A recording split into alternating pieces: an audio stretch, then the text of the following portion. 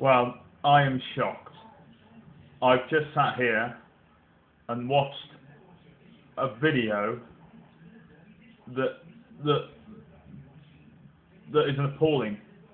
I can't put into words how annoyed I am that bird died so that whoever it was could video a Thompson plane having a putt engine, and I'm disgusted that this bird is probably not mentioned at all ever, and he probably had kids and parents and brothers and sisters.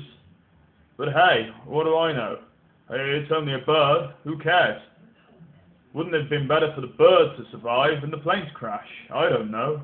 I don't make the laws or the rules.